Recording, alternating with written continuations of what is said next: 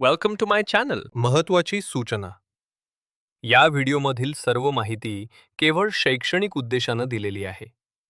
ही कोणत्याही प्रकारची गुंतवणूक सल्ला नाही.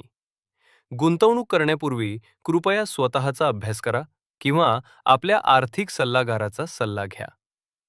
या व्हिडिओतील माहितीवर आधारित घेतलेल्या कोणत्याही निर्णयासाठी आम्ही जबाबदार राहणार नाही. धन्यवाद. एखाद्या कंपनीने जगभरात हजारो कोटींचा अतिरिक्त माल विकला, आपला व्यवसाय अतिशय वेगाने वाढवला आणि गेल्या काही वर्षांतील सर्वोच्च तिमाही नोंदवली. पण तरीही त्यांच्या प्रत्यक्ष हातात पडलेला नफा मात्र फारसा वाढलेला नाही, अशी थोडी कल्पना करा. हे ऐकायला खूपच विसंगत वाटतं. अगदी बरोबर. वरवर पाहता हे सगळं अगदी विसंगत वाटतं. म्हणजे व्यवसाय वाढतोय, पण नफा का वाढत नाहीये? आजच्या या सखोल चर्चेत आपण अशाच एका मोठ्या आर्थिक कोड्याची उकल करणार आहोत. आणि विषयही खूप रंजक आहे आजचा. नक्कीच.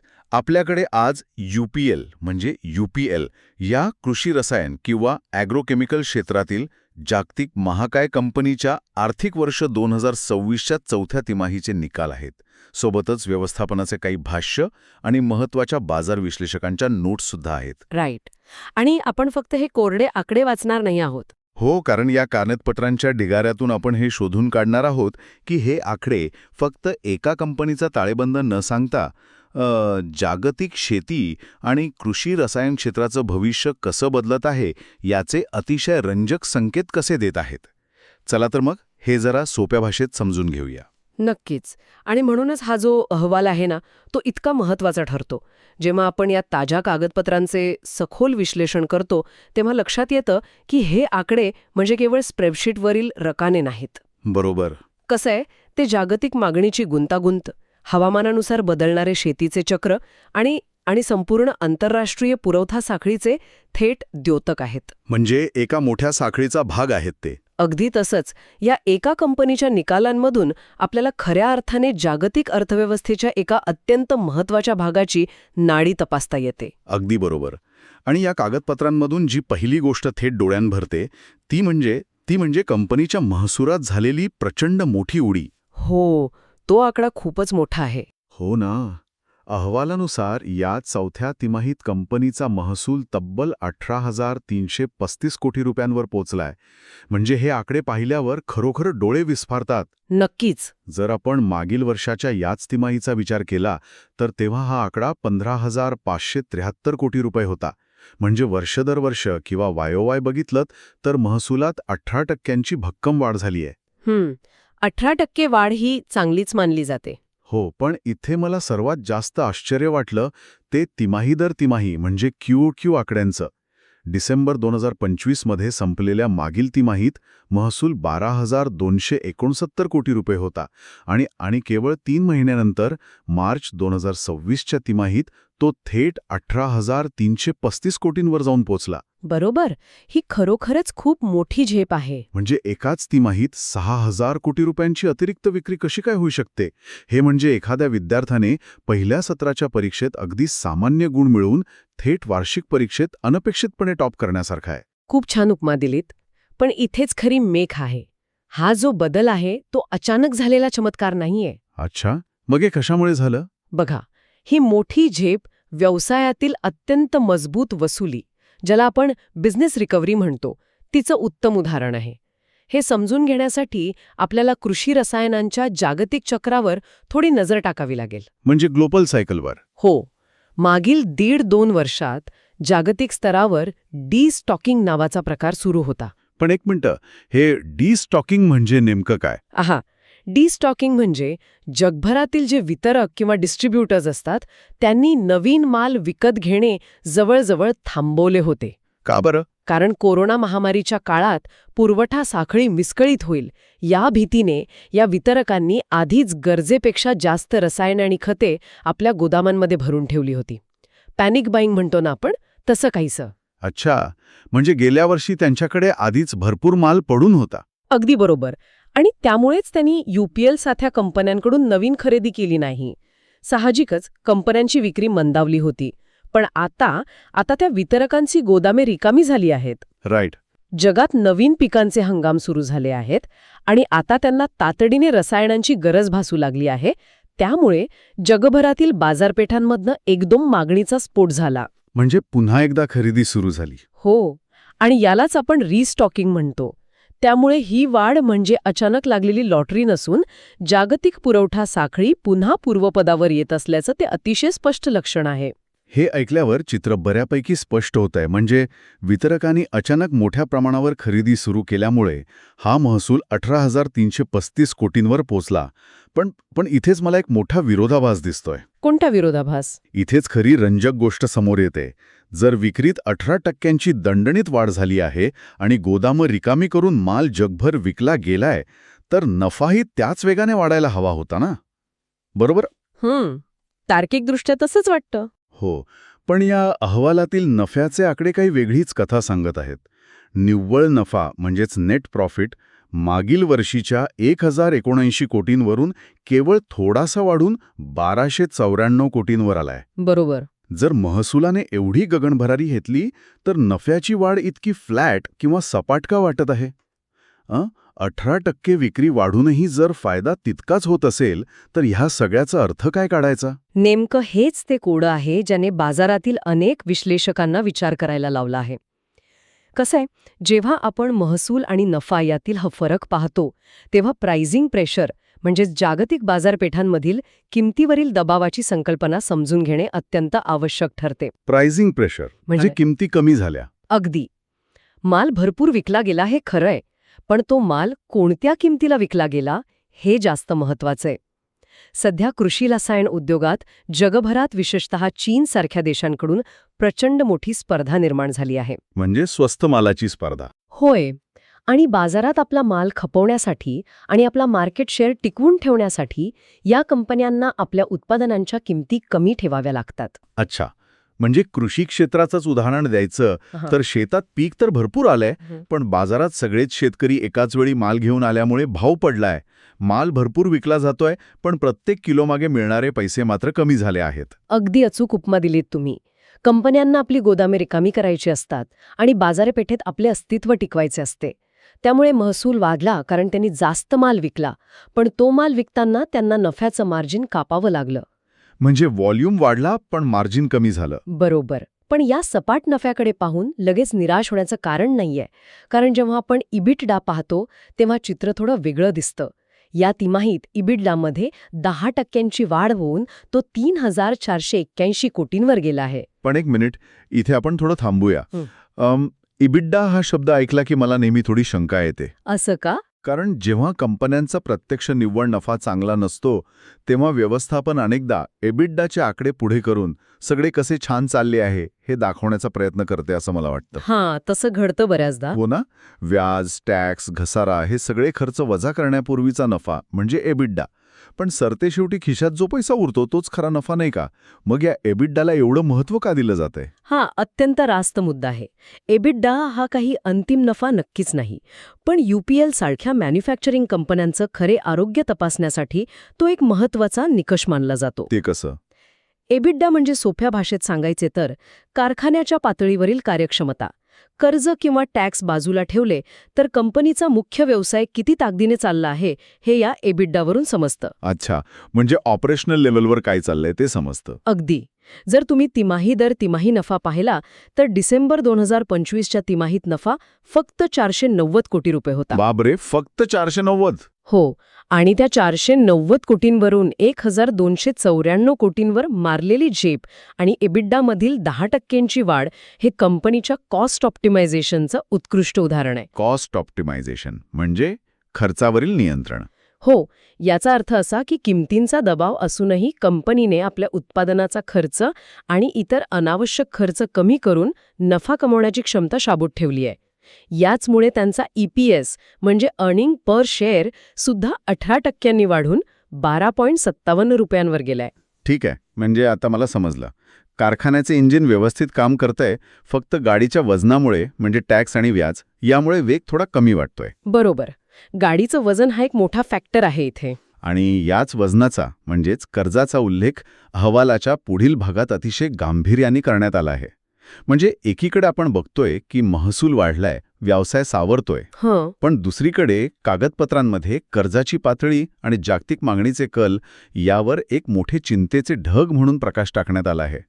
मग या सगळ्याचा नेमका अर्थ काय? एक खूप महत्वाचं आहे.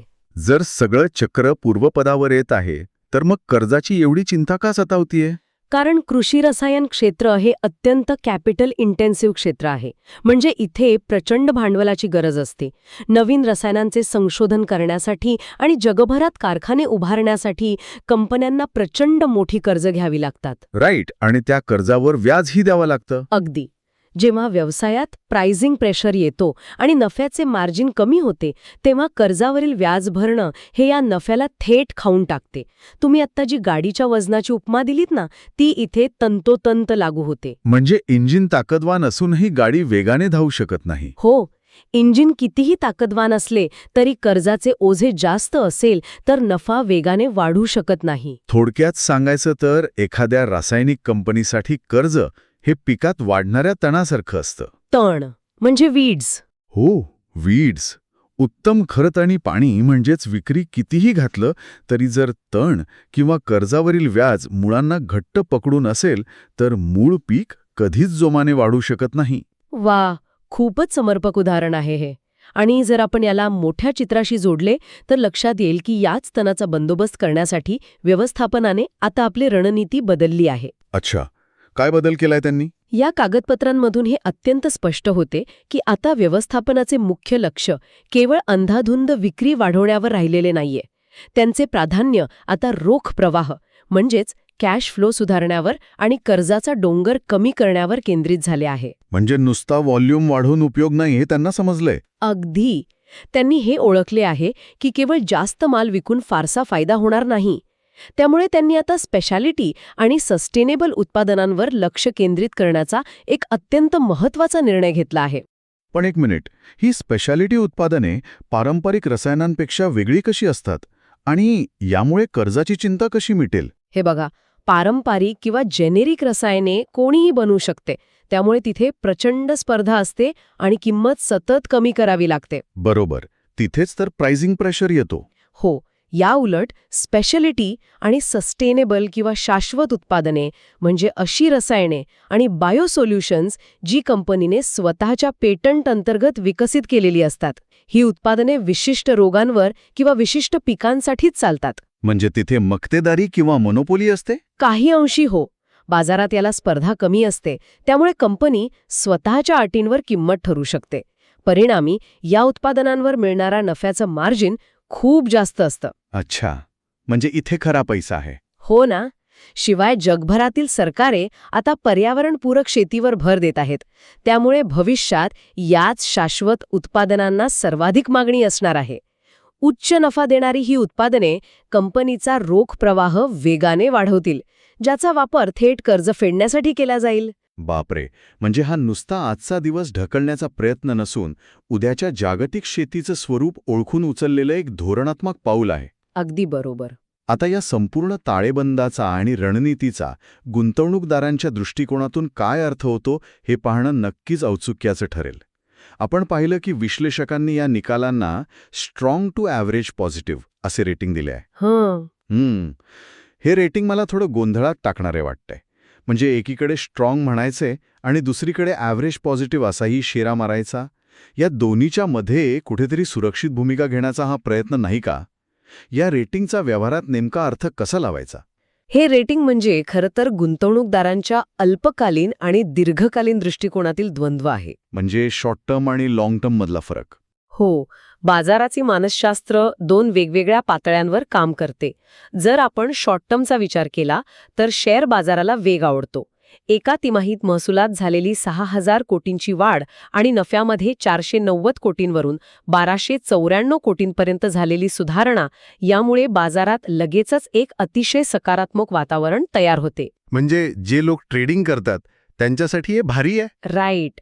जे गुंतवणूकदार केवळ काही आठवडे किंवा महिन्यांसाठी विचार करतात त्यांच्यासाठी हे आकडे अतिशय आकर्षक आहेत. त्यामुळे अल्पकाळात स्टॉकमध्ये एक मोमेंटम पाहायला मिळू शकतो. म्हणूनच याला स्ट्रॉंग म्हटले आहे. पण दीर्घकालीन गुंतवणूकदारांसाठी कथा वेगळी आहे, बरोबर? नक्कीच. जे गुंतवणूकदार अनेक वर्षांसाठी विचार करतात ते केवळ एका तिमाहीच्या आकड्यांवर भाळत नाहीत. ते अत्यंत बारकाईने पाहतात की कंपनीचे मार्जिन सस्टेनेबिलिटी म्हणजेच नफ्याचे प्रमाण टिकवून ठेवण्याची क्षमता किती आहे. म्हणजे हा नफा असाच राहील का, हा प्रश्न असतो. होय. जर कृषी रसायन चक्राने पुन्हा एकदा अचानक वळण घेतले तर काय होईल? आणि सर्वात महत्त्वाचे म्हणजे कंपनी खरोखरच आपले कर्ज कमी करत आहे का? राईट. कारण कर्ज कमी झालं नाही तर परत तेच चक्र सुरू होईल. बरोबर. जर उच्च नफा कमवूनही तो फक्त कर्जाचे व्याज फेडण्यातच जात असेल तर भक्कम पाया तयार होऊ शकत नाही. त्यामुळे जोपर्यंत कर्जमुक्ती आणि शाश्वत उत्पादनांची वाढ हे दोन घटक स्थिर होत नाहीत तोपर्यंत दीर्घकालीन दृष्टिकोन ॲव्हरेज पॉझिटिव्हच राहील. म्हणजे थोडक्यात सांगायचे तर बाजाराला सध्याची कामगिरी आवडली आहे, पण दीर्घकालीन विश्वासासाठी त्यांना आणखी पुरावे हवे आहेत. अगदी बरोबर. खूपच सखोल आणि स्पष्ट विश्लेषण. आपण आता या चर्चेच्या अंतिम टप्प्यात आलो आहोत. या सर्व कागदपत्रांच्या आणि आकड्यांच्या विश्लेषणावरून एक गोष्ट लख्खपणे समोर येते. ती कोणती? UPLची ही प्रगती केवळ एका कंपनीच्या ताळेबंदाचा विषय नाहीये, तर ती संपूर्ण जागतिक कृषी रसायन क्षेत्राच्या सावरण्याची एक अत्यंत महत्त्वाची नांदी आहे. 18% महसुलातील वाढ ही नक्कीच डोळे दिपवणारी आहे, पण त्या आकड्यांमागील डिस्टॉकिंग आणि रिस्टॉकिंगचे जागतिक चक्र समजून घेतल्यावरच खऱ्या अर्थाचा उलगडा होतो. हे अगदी खरं आहे. आणि आपण नेहमी लक्षात ठेवलं पाहिजे की कोणत्याही कंपनीचे किंवा संपूर्ण क्षेत्राचे आर्थिक निकाल वाचताना केवळ महसूल किंवा विक्री यांसारखे वरवरचे आकडे पाहून कधीही अंतिम निष्कर्ष काढला जाऊ नये, हा यातून मिळणारा सर्वात मोठा धडा आहे. नक्कीच. एखाद्या मोठ्या उडीमागे प्राइसिंग प्रेशर कसा लपलेला असू शकतो, कर्ज हे वाढीच्या वेगाला कसा ब्रेक लावू शकते आणि खर्चावरील नियंत्रण हे किती कळीचे ठरते, हे अशा सखोल विश्लेषणामधूनच समजते. यात सखोल माहितीमुळे कागदपत्रांवरील कोरड्या आकड्यांना खरा अर्थ प्राप्त होतो. या चर्चेतून हेही स्पष्ट झाले की कृषी रसायन क्षेत्रातील कंपन्या आता जास्त माल विकणे या जुन्या विचारसरणीतून बाहेर पडून उच्च दर्जाची आणि सस्टेनेबल उत्पादने विकणे या नव्या आणि प्रगल्भ धोरणाकडे वेगाने वळत आहेत. ही बाब केवळ एका कंपनीच्या आर्थिक आरोग्यासाठीच नव्हे तर संपूर्ण जागतिक पर्यावरणाच्या दृष्टीनेही अत्यंत आशादायी आहे. आणि हीच ती वेळ आहे जेव्हा आर्थिक आकड्यांच्या चौकटीच्या पलीकडे जाऊन एका मोठ्या जागतिक बदलाचा वेध घ्यायला हवा. अगदी बरोबर. आणि म्हणूनच जाता जाता एका अशा प्रश्नावर विचार करायला हवा जो सर्वांनाच अंतर्मुख करेल. नक्कीच. आज विश्लेषित केलेल्या या सर्व कागदपत्रांवरून हे पूर्णपणे स्पष्ट होते की रासायनिक कंपन्या आता केवळ नफ्यासाठी नाही तर बाजारात टिकून राहण्यासाठी वेगाने पर्यावरणास अनुकूल आणि शाश्वत उत्पादनांच्या निर्मितीकडे वळत आहेत. जर हाच कल असाच कायम राहिला तर येत्या 1-2 दशकांमध्ये जागतिक अन्नसुरक्षा आणि शेतीच्या पारंपरिक पद्धतींमध्ये कोणता मोठा आणि क्रांतिकारक बदल पाहायला मिळू शकेल. हा खरोखरच विचार करण्यासारखा मुद्दा आहे. हो ना. हा बदल केवळ रसायनांच्या दुकानांपुरता मर्यादित राहील की तो संपूर्ण मानवजातीच्या अन्नव्यवस्थेला, मातीच्या सुपीकतेला आणि शेतीच्या अर्थशास्त्राला एक नवीन चिरंतन दिशा देईल? हा एक असा प्रश्न आहे ज्यावर खऱ्या अर्थाने सखोल विचार व्हायला हवा. आपण पुन्हा भेटूया अशाच एका नव्या आणि रंजक विषयावर प्रकाश टाकण्यासाठी. तोपर्यंत विचार करत रहा आणि नवनवीन गोष्टी जाणून घेत रहा. व्हिडिओ आवडला असेल तर लाईक करा आणि अशाच युजफुल व्हिडिओसाठी चॅनलला सबस्क्राईब करायला विसरू नका.